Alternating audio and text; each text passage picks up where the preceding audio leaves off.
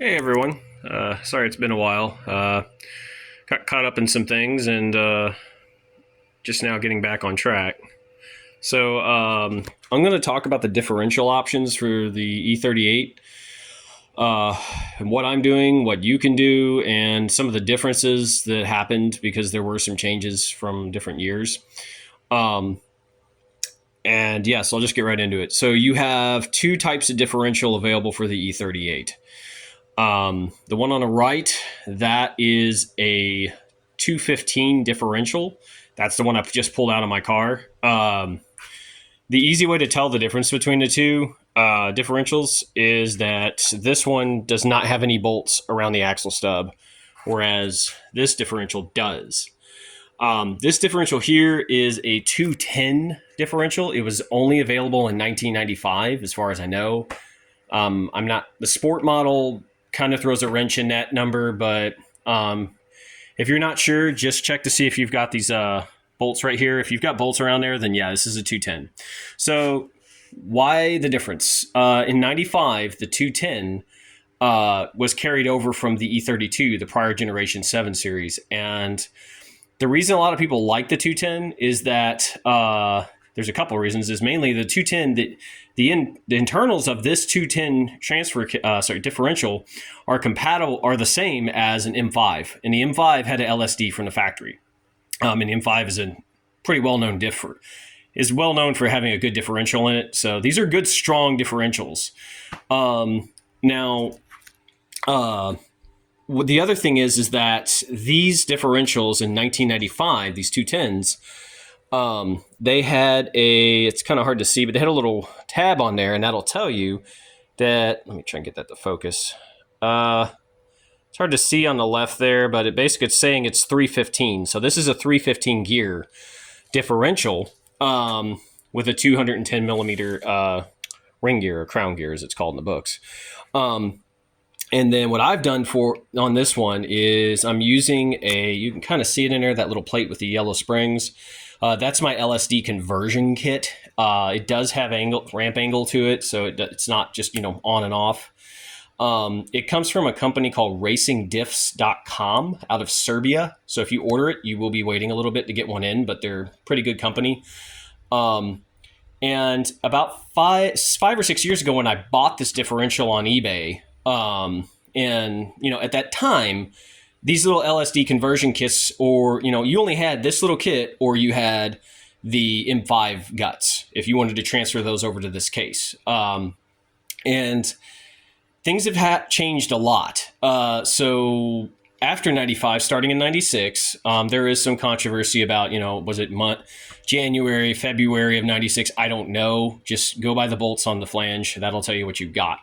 So going into 96 and all the way out to the end of the production of the E38, they went over to the 215 millimeter diff. This is your garden variety diff.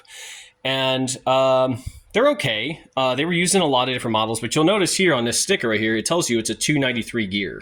So they went from 315 to 293.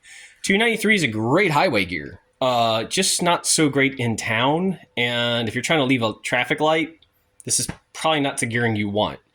The cool thing is that in the past 5 years, the market has really grown, and you can now get many different ring gear sizes for this differential.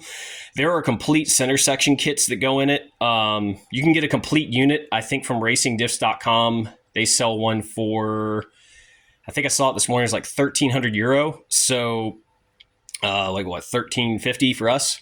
And they'll mail it to you. And it's a complete center section you can bolt right in. They'll send in all the stuff you need, the seals, everything. You can get it all together. And you can choose the ring gear size you want. Just realize that when you do the ring gear, you have to do the pinion shaft too. They're a match set. And that's another thing too. Between the 210 and the 215, the pinion shaft and ring gear, they're not interchangeable at all. You cannot take parts from one and put them in the other.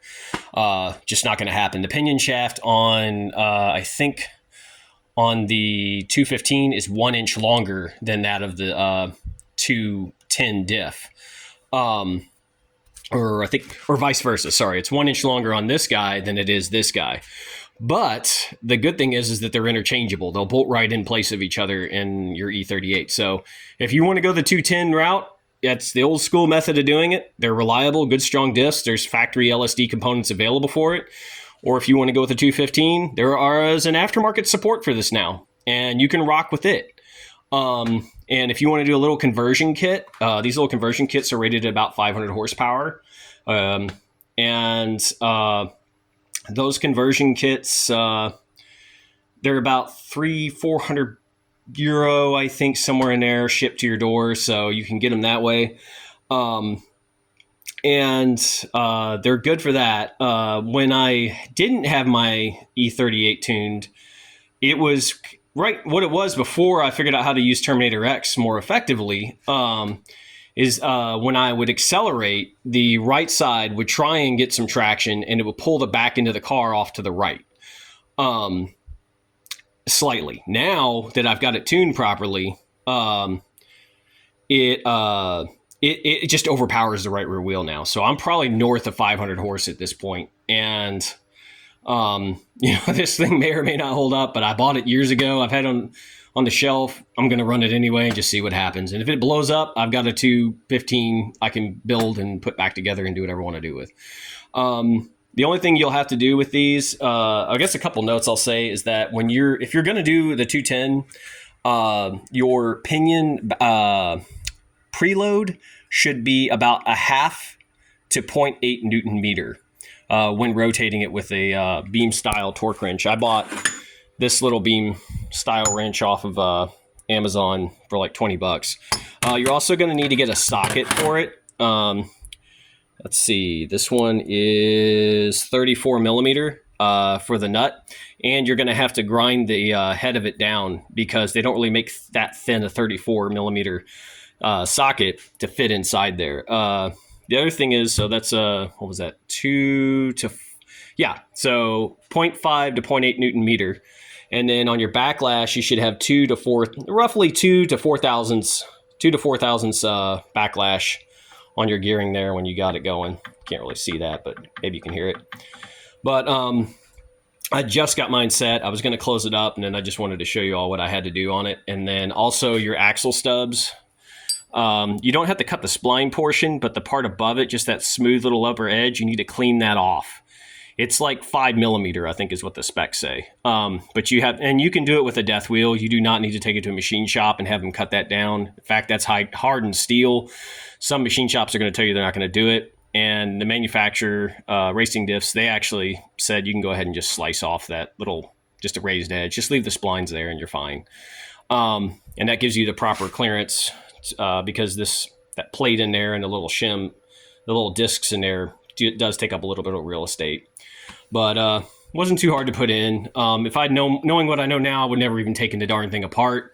And I would have just installed the kit. You could probably, it's so much easier. One other thing I'll point out while you're doing this, a thing that happened on mine is I ended up developing a driveline vibration, and I didn't know what was causing it. Checked everything, checked my pinion angles, everything was good. And then I was checking out the drive shaft, and what you have is there's a CV joint on the end of the drive shaft that the drive shaft goes into there, and then this bolts into the differential, kind of like right there. These are a common fail item on the E38s, and if you've got yours apart and your oil and grease looks old and nasty like that, repack it. It'll fail and cause vibrations and problems. I got this one from FCP Euro, and I got it with the new snap ring, the gasket, and then the grease. If you go on their website, they sell all that as one kit. Not as a kit, but I mean, it all comes up on the same webpage, and you can check them all off and get what you need. Just know you'll want those items when you're doing this. Aside from that, that's really it. The diff's not that difficult to remove, so you should be fine. But yeah, that's your two options. You can either go 1995 only 210, or you can go with 96 and up 215. Both are supported by the aftermarket. It's really your call what you want to hunt down and what kind of gearing you want to get. But just know there's plenty of aftermarket options out there for both, either direction you choose. And that's it.